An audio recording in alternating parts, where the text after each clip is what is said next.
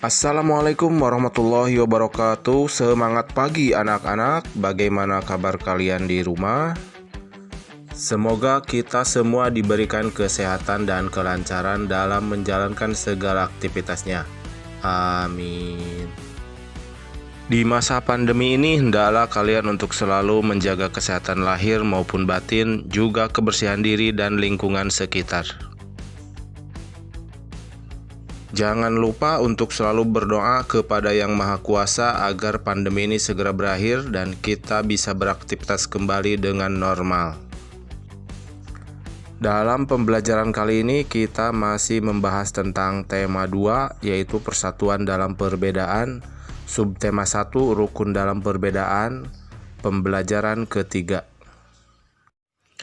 Hidup rukun merupakan impian setiap warga negara. Rukun dalam perbedaan akan memberikan kedamaian dan ketentraman.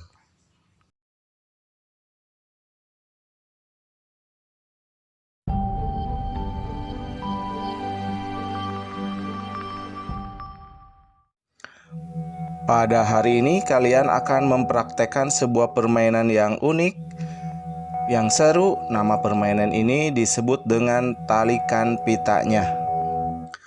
Perhatikan untuk cara bermain talikan pitanya.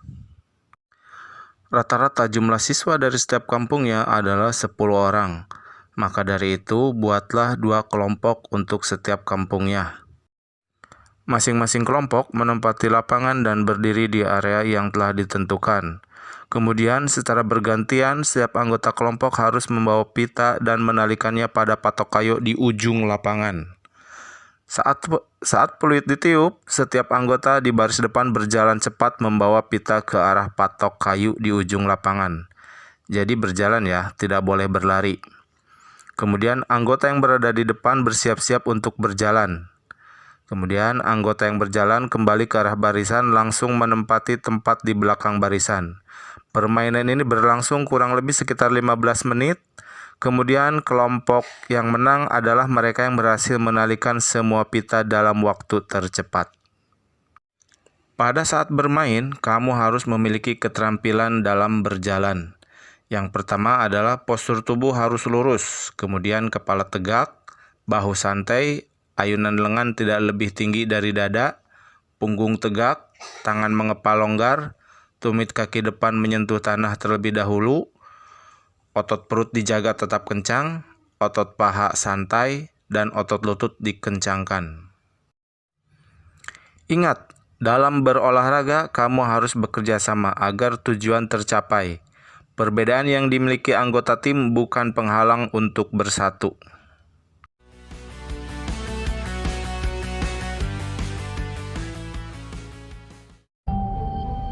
Tahukah kalian bahwa tumbuhan menyesuaikan diri atau beradaptasi untuk mempertahankan hidupnya? Adaptasi adalah ciri-ciri khusus yang dimiliki tanaman atau tumbuhan untuk hidup pada tempat atau daerah tertentu. Berdasarkan habitatnya, tumbuhan dibagi menjadi 3 jenis, yaitu hidrofit, higropit, dan xeropit. Hidrofit adalah tumbuhan yang sebagian tubuhnya ada di permukaan air, sedangkan akarnya berada di air.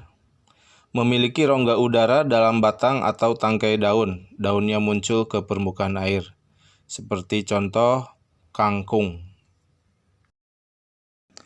Sedangkan higropit adalah tumbuhan yang hidup di daerah lembab. Tubuhnya terdiri atas bagian-bagian akar, batang, dan daun. Batangnya pada umumnya tidak tampak karena terdapat di dalam tanah. Daunnya yang muda umumnya melingkar atau menggulung. Kemudian xeropit, yaitu tumbuhan yang hidup di daerah yang kering. Tumbuhan ini memiliki daun tebal, sempit, kadang-kadang berubah bentuk menjadi bentuk duri, sisik, atau bahkan tidak mempunyai daun. Batangnya tebal dan mempunyai jaringan untuk menyimpan air. Akarnya panjang seperti tanaman lidah buaya. Untuk dapat bertahan hidup, tumbuhan perlu menyesuaikan dan melindungi diri. Bagaimana cara tumbuhan menyesuaikan dan melindungi diri? Apakah harus pakai helm baja atau menggunakan senjata? Mari kita belajar untuk mengetahui cara tumbuhan menyesuaikan diri. Yang pertama, teratai. Daun lebar dan tipis untuk meningkatkan penguapan. Batangnya berongga agar mengapung dan akarnya panjang untuk menjaga keseimbangan. Tanaman kantong semar. Kantong semar ini mampu mengeluarkan cairan manis untuk menarik serangga, karena serangga merupakan makanannya. Untuk kolom yang kosong, kalian kerjakan di rumah dengan cara menggali informasi lebih banyak lagi dari berbagai sumber tentang cara tumbuhan menyesuaikan diri. Kalian bisa juga bertanya kepada orang dewasa atau orang tua. Kemudian, untuk mencari referensi, bacalah buku yang lain, koran, majalah, atau dari sumber lainnya.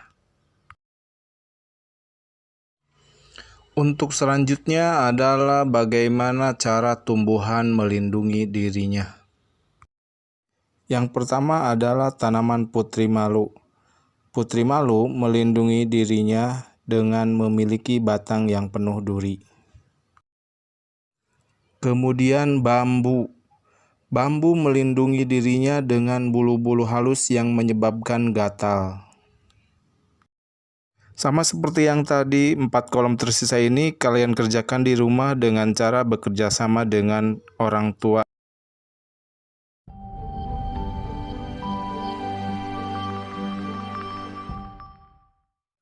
Bacalah teks berikut tentang proklamasi kemerdekaan Indonesia dengan seksama.